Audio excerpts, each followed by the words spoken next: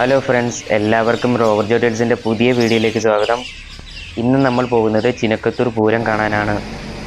ഞാനിപ്പോൾ ഉള്ളത് കായംകുളം റെയിൽവേ സ്റ്റേഷനിലാണ്. ഇവിടെ രാവിലെ 5:25 എത്തിച്ചേരുന്ന ഏറനാട് എക്സ്പ്രസ്സിൽ കയറി ഷൊർണൂരിൽ ഇറങ്ങാനാണ് എൻ്റെ പ്ലാൻ. അവിടെ നിന്നും ചിനക്കത്തൂർ പൂരം നടക്കുന്ന പാലപ്പുറത്തേക്ക് ബസ്സിൽ പോകാമെന്നാണ് വിചാരിക്കുന്നത്. അപ്പോൾ നമുക്ക് ചിനക്കത്തൂർ പൂരത്തിൻ്റെ വിശേഷങ്ങളിലേക്ക് പോകാം.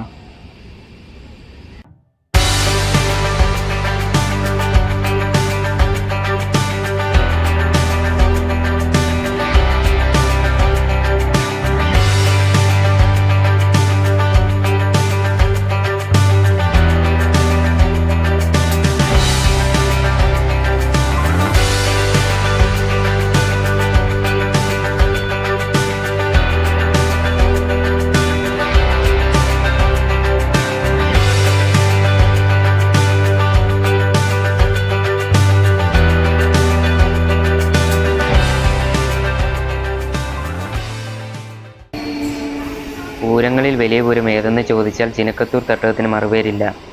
അത് ചിനക്കത്തൂർ പൂരമാണ്. ചിനക്കത്തൂരിൽ ഓരോ പൂരവും ആഘോഷിച്ച് ഉപചാരം ചൊല്ലി പിരിയുന്ന നിമിഷം കുതിരക്കോലങ്ങൾ ഭഗവതിയോട് നിശബ്ദം മന്ത്രിക്കുമത്രേ. അടുത്ത വർഷം കാണാം. അതേ വികാരത്തോടെയാണ് തട്ടകവാസികളും പൂരം കഴിഞ്ഞ് പിരിഞ്ഞു പോകാറുള്ളത്. കുംഭമാസത്തെ മകൻ നാളാണ് ആവേശപൂരത്തിനായുള്ള കാത്തിരിപ്പിൻ്റെ അറ്റം. പാലക്കാട് ജില്ലയിലെ ഒറ്റപ്പാലം താലൂക്കിൽ പാലപ്പുറത്താണ് ചിനക്കത്തൂർ ഭഗവതി ക്ഷേത്രം സ്ഥിതി ചെയ്യുന്നത്. എല്ലാ വർഷവും മലയാളമാസം കുംഭത്തിൽ മകൻ നക്ഷത്രത്തിൽ ആഘോഷിക്കുന്ന പൂരത്തിന് കേരളത്തിലെ പല ഭാഗങ്ങളിൽ നിന്നും ആയിരങ്ങളാണ് ചിനക്കത്തൂർ പൂരം കാണാൻ എത്തുന്നത്. അങ്ങനെ ഏകദേശം 10:30 ഞാൻ ഷൊർണൂർ റെയിൽവേ സ്റ്റേഷനിലെത്തി.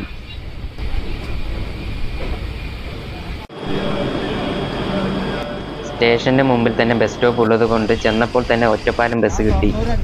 ഒറ്റപ്പാലത്തിൽ നിന്നും പാലപ്പുറത്തേക്ക് ഞാൻ അടുത്ത ബസ് കയറി.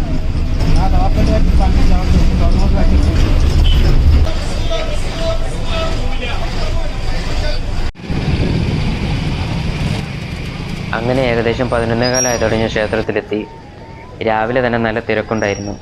തെക്കോട്ട് തിരിഞ്ഞിരിക്കുന്ന ഭഗവതിമാരുള്ള ക്ഷേത്രം എന്ന ഖ്യാതി മുതൽ ഒട്ടേറെ പ്രത്യേകതകൾ ചിനക്കത്തൂരിനുണ്ട്. അയ്യയ്യോ, ഓടി വരുമോ! ഏതൊരു നാട്ടിലും ഇത്തരത്തിലൊരു നിലവിളി കേട്ടാൽ കേൾവിക്കാരൊന്ന് ഭയക്കും അല്ലേ? എന്നാൽ ചിനക്കത്തൂരിൽ ഇതൊരു ആഘോഷമാണ്, ആചാരമാണ്. വെള്ളുവനാടൻ സംസ്കാരത്തിന് പൈതൃകമായി പകർന്നു കിട്ടിയ അനേകം കലകളുടെയും ആചാരാനുഷ്ഠാനങ്ങളുടെയും സംഗമവേദിയാണ് ചിനക്കത്തൂർ പൂരം. അയ്യയ്യോ, ഓടിവരുമോ എന്നത് ത്രേതായുഗത്തിൽ ശ്രീരാമകോപമേറ്റു വില്ലുമലയിൽ നിന്നും പലായനം ചെയ്ത വനദേവതയുടെ വിലാപമാണിതെന്നാണ് ഐതിഹ്യം. വില്ലുവാതിരി മലയിൽ നിന്നും ഓടിയിറങ്ങി നീലാനദി നീന്തിക്കടന്ന് പാലപ്പുറത്ത് അഭയം പ്രാപിച്ച വനദേവതയുടെ നിലവിളി ചിനക്കത്തൂരിൽ പൂരം കൊടിയേറുന്ന നിമിഷം മുതൽ ആഹ്ലാദത്തിൻ്റെ മാറ്റൊലിയാകുന്നു, പൂരത്തിൻ്റെ ആരവമാകുന്നു. പൂതൻ തിറകൾ, വെള്ളാട്ടുകൾ, വഴിപാട് കുതിരകൾ, കാളകൾ, കരകാട്ടം, വണ്ടിവേഷങ്ങൾ, വാദ്യഘോഷങ്ങൾ തുടങ്ങി എണ്ണി തീർക്കാനാകാത്ത കാഴ്ചവട്ടങ്ങൾ ഏറെയുണ്ട് ചിനക്കത്തൂരിൽ. അതിൻ്റെ കൂടെ ആനപ്പൂരവും വെടിക്കെട്ടും വേറെയും. സാമൂതിരി രാജാവ് ചിട്ടപ്പെടുത്തിയതെന്ന് വിശ്വസിക്കപ്പെടുന്ന കുതിരകളിയാണ് ചിനക്കത്തൂരിൻ്റെ തനിമയും പെരുമയും. ഭഗവതിക്കാവിൻ്റെ കിഴക്കും പടിഞ്ഞാറും പന്തികളിലായി അണിനിരക്കുന്ന 16 കുതിരക്കോലങ്ങളിൽ നാടുവാഴികളും കെട്ടിലമ്മയും സേനാധിപരും പടയാളികളും അടവ് ചുവടുകൾ എണ്ണാൻ കണക്കെടുപ്പുകാരനും സമാധാനത്തിൻ്റെ ദൂതനായി ജ്യോത്സ്യനുമൊക്കെയുണ്ട്. പൂരം മുളയിട്ടാൽ വീട് വീടാന്തരം പൂതനും വെള്ളാട്ടും നായാടിയും സന്ദർശകരാകുന്നു. ഭാരതപ്പുഴയുടെ തിരുനാവായ മണപ്പുറത്ത് നടന്നിരുന്ന മാമാങ്കങ്ങളുടെ ചിട്ടയിലാണ് ചിനക്കത്തൂരിൽ കുതിരക്കോലങ്ങളുടെ കളിയാട്ടം.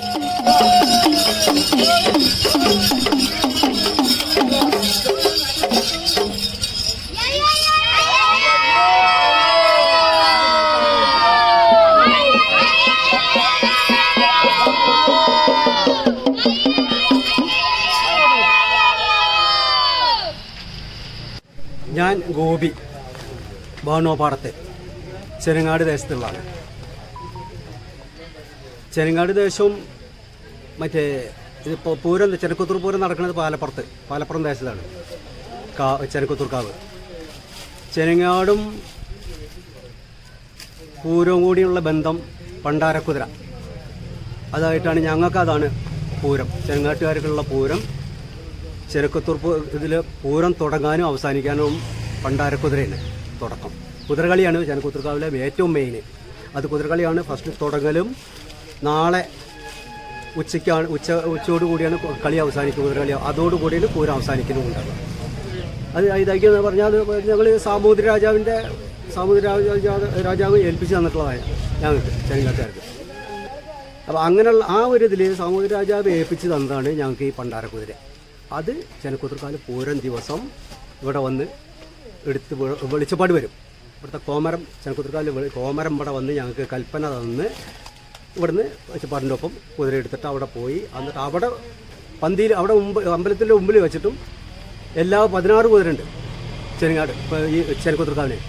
ഈ 16 കുതിരയും എടുത്ത് പന്തിയിൽ വന്നു കഴിഞ്ഞ് നിരന്ന് കഴിഞ്ഞാൽ പിന്നെ വെളിച്ചപ്പാട് വന്ന് ഞങ്ങളോട് ഇറങ്ങി ഇതാക്കാൻ പറയും. വന്ന് ഞങ്ങൾ ഇതാക്കി അങ്ങനെയാണ് പൂരം തുടങ്ങൽ. അങ്ങനെ അത് കഴിഞ്ഞ് 16 കുതിരയും ഇതാക്കി തൊഴുത് അങ്ങനെ അത് കഴിഞ്ഞ് കഴിഞ്ഞാൽ കുതിരകളി കഴിഞ്ഞതിൻ്റെ ശേഷമാണ് ചെനക്കുത്തൂർക്കാല് പൂരത്തിനോടനുബന്ധിച്ച് ബാക്കി എല്ലാ പരിപാടിയും നടക്കുള്ളൂ. വേറെ ഒരു ഇതില്ല. ഈ 16 കുതിരയിൽ ഏതെങ്കിലും ഒരു കുതിര വന്നില്ല എന്നുണ്ടെങ്കിൽ കുതിരകളി പിന്നെ നീണ്ടുകൊണ്ടേയിരിക്കും.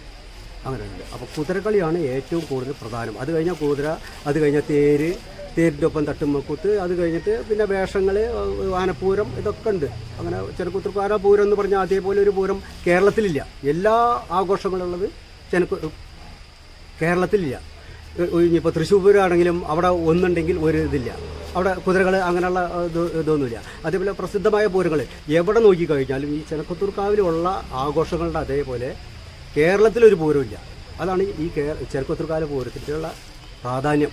അപ്പം ഞങ്ങൾക്ക് ദേശക്കാരല്ലെങ്കിലും ഞങ്ങൾക്കുള്ള കിട്ടിയ ഭാഗ്യം പണ്ടാരക്കുതിര. ഇത് ഞങ്ങൾ ചെറുങ്ങാട്ടുകാർക്കുള്ള ഞങ്ങളുടെ ആഘോഷമാണ്. ചെനക്കുത്തൂർക്കാല പൂരം ദിവസം ഇന്ന് മകനാളിലാണ് പൂരം. കുംഭത്തിലെ മകനാളിലാണ് ചെനക്കുത്തൂർക്കാല പൂരം ഉണ്ടാവുക. അപ്പോൾ ആ ഒരു ഇതിലാണ് ഇന്നത്തെ ഇതുള്ളത്. അപ്പോൾ മകൻ ദിവസം ഉച്ചയ്ക്ക് 2 മണിക്കാണ് ഇവിടെ കോമരം വരിക. അതാ കുറച്ച് മണി കഴിഞ്ഞാൽ 2 മണിക്ക് ഇവിടെ കോമരം വരും. ഞങ്ങൾക്ക് അനുഗ്രഹം തരും. അതിന് എന്നിട്ട് ഞങ്ങൾ കുതിര എടുത്തു പോകും. അപ്പോൾ അതാണ് കാണാത്തവർക്ക് എല്ലാവരും അറിയാവുന്ന ഒരുപാട് നാട്ടിൽ നിന്ന് ഇവിടെ അറിഞ്ഞുകൊണ്ട് വരുന്നുണ്ട്. എല്ലാവരും കേട്ടറിഞ്ഞ് എല്ലാവരും പൂരം കാണാൻ വരിക. അത്രയുണ്ട്.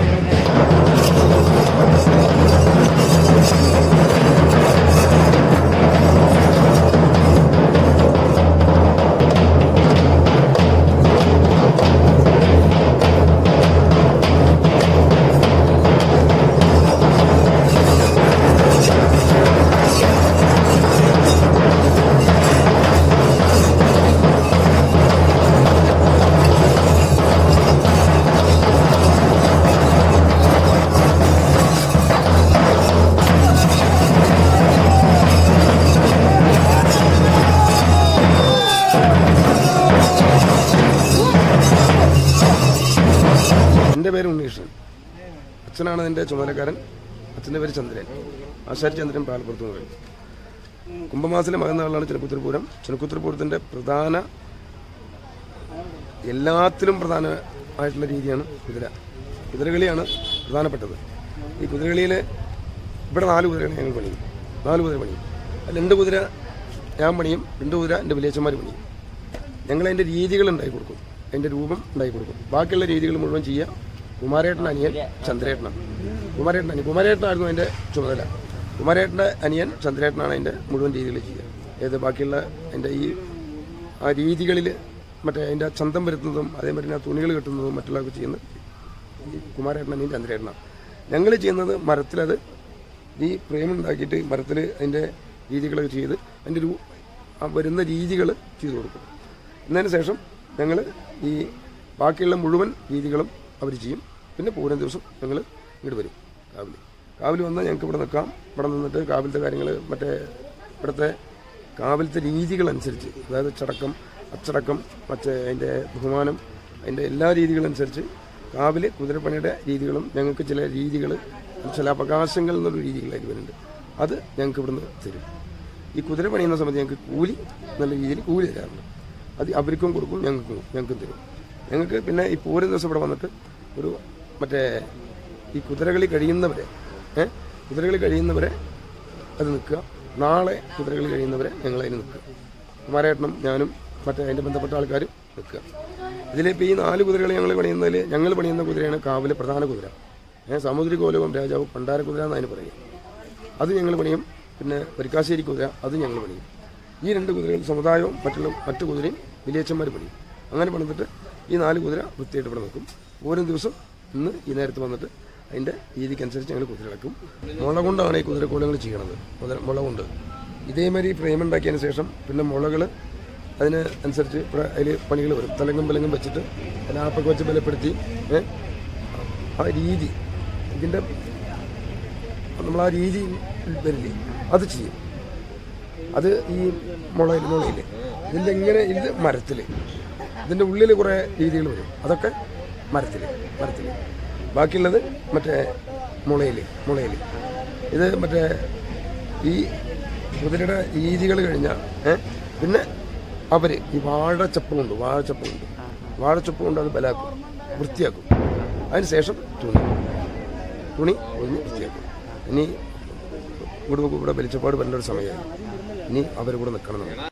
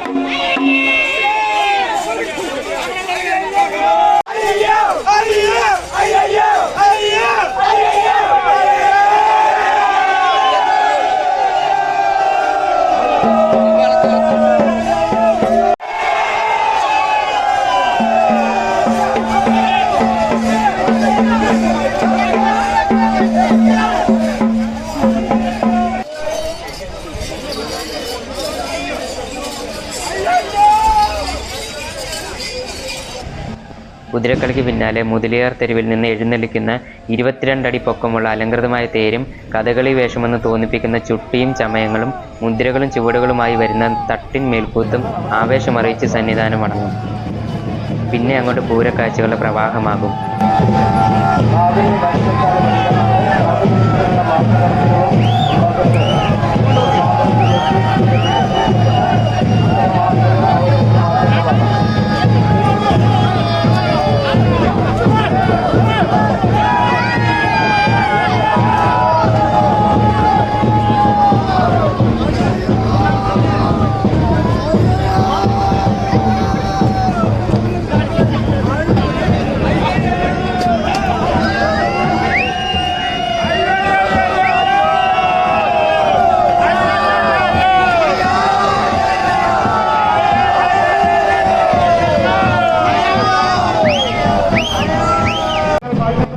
കിഴക്കും പടിഞ്ഞാറും ചേരികളിൽ നിന്നുള്ള 27 ഗജവീരന്മാരുടെ എഴുന്നള്ളിപ്പ് സന്നിധാനത്ത് മുഖാമുഖം അണിനിരക്കുന്നതോടെ വാദ്യകലാരംഗത്തെ അതികായന്മാരുടെ പ്രാമാണ്യത്തിൽ പാണ്ടിമേളം തുടങ്ങും. ആസ്വാദകർ ആനന്ദ നിർവൃതിയിലാവുകയും ചെയ്യും. കേരളം പല നാട്ടുരാജ്യങ്ങൾക്ക് കീഴിലായിരുന്ന കാലത്ത് നിലനിന്നിരുന്ന യുദ്ധക്കളിയാണ് ചിനക്കത്തൂർ പൂരത്തിൽ കുതിരകളിയിലൂടെ പുനരാവിഷ്കരിക്കുന്നത്. നാടുവാഴികൾ തമ്മിലുള്ള തർക്കങ്ങൾ പറഞ്ഞു തീർക്കാൻ സാധിക്കാതെ വരുമ്പോൾ അവസാന പരിഹാരമായി അവർ ആശ്രയിച്ചിരുന്നതാണ് യുദ്ധക്കളി. ഇരു കൂട്ടർക്കും പൊതുസമ്മതനായ ഒരു ജ്യോത്സ്യന്റെ കീഴിൽ സ്ഥലവും ദിനവും മുഹൂർത്തവും കുറിച്ച ശേഷം ഓരോരുത്തരും മികച്ച യോദ്ധാക്കളെ മത്സരത്തിനായി തിരഞ്ഞെടുക്കാൻ പുറപ്പെടുന്നു. അംഗത്തിന് തയ്യാറാകുന്ന യോദ്ധാക്കളെ അംഗക്കഴി സമർപ്പിച്ച് സദ്യ നൽകി തൃപ്തിപ്പെടുത്തുന്നു. അംഗം നടക്കുന്ന ദിവസം ആഘോഷമായി പടനിലത്തേക്ക് ആനയിക്കപ്പെടുന്ന നാടുവാഴികൾ ഇരുഭാഗങ്ങളിലായി സ്ഥാനമുറപ്പിക്കും. വാദ്യഘോഷങ്ങൾ പിന്മാറുന്നതോടെ യോദ്ധാക്കൾ അംഗം കുറിക്കുകയായി. ഇരു വിഭാഗങ്ങളിലും തുല്യ എണ്ണം യോദ്ധാക്കളാണ് അണിനിരക്കുക.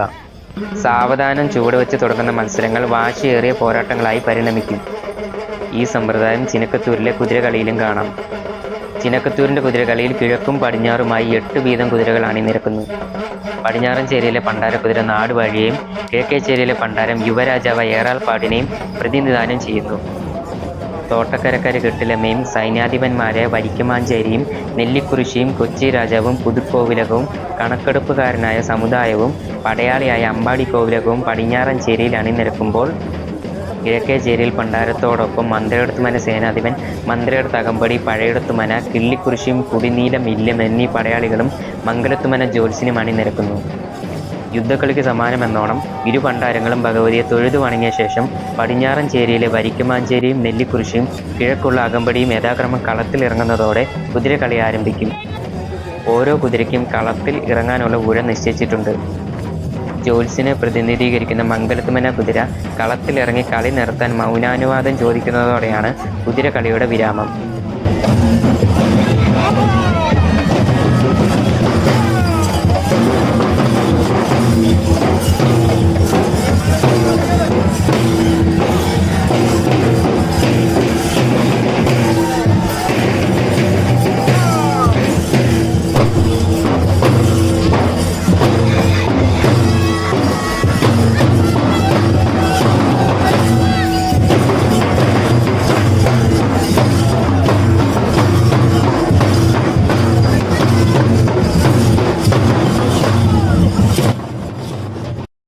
കളി കഴിഞ്ഞാൽ സമുദായവും മംഗലത്തുമനയും ഏറ്റവും ഒടുവിലാണ് പന്തിയിലേക്ക് മടങ്ങുക.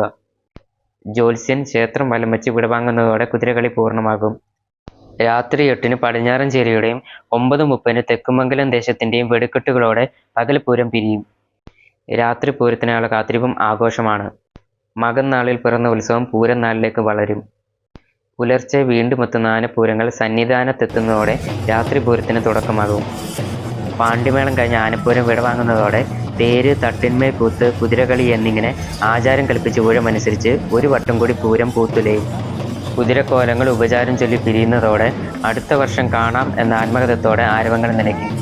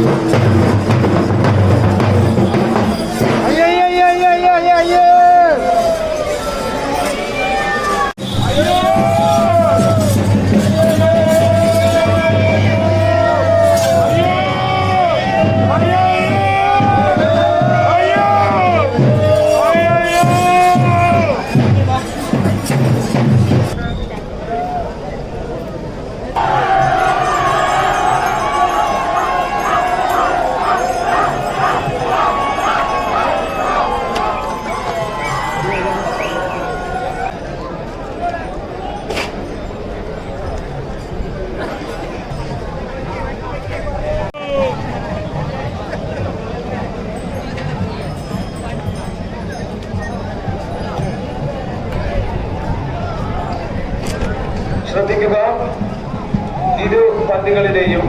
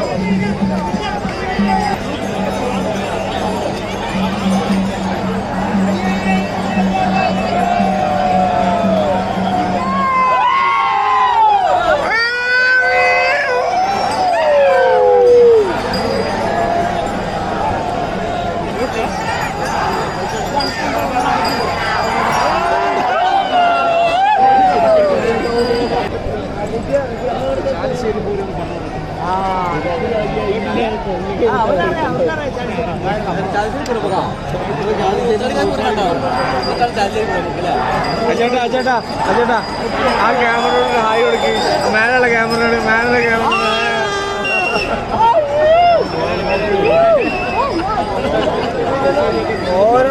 ഓരോരുത്തർ വന്ന് കളിക്കുകയാണ്. മാറി നിന്നിട്ട്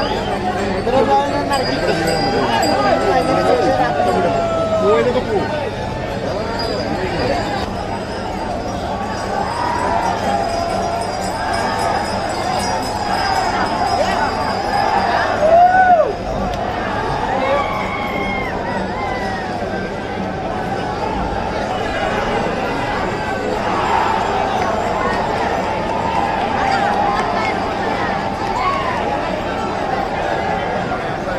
ഗ്രൗണ്ടിൽ കുതിരകൾ നടക്കുന്നതിനാൽ അനാവശ്യമായ ആളുകൾ അവിടെ നിൽക്കേണ്ടതില്ല.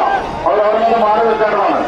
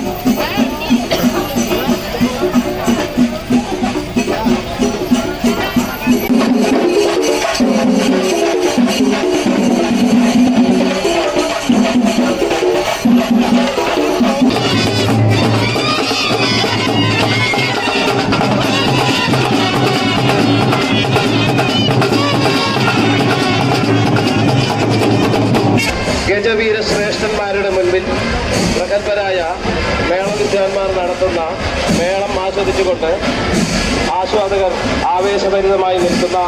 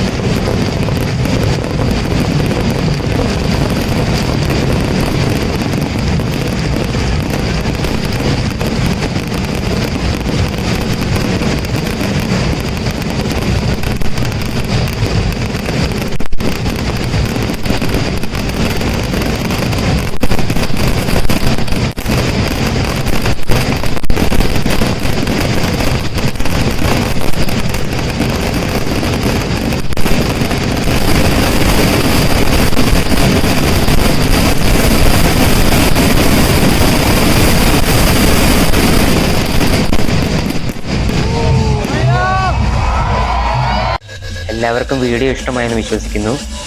അപ്പോൾ നമുക്ക് അടുത്ത വീഡിയോയിൽ വീണ്ടും കാണാം. വീഡിയോ കണ്ട് ഇഷ്ടപ്പെട്ടെങ്കിൽ ലൈക്കും സബ്സ്ക്രൈബും ചെയ്യാൻ മറക്കരുതേ. Thank you.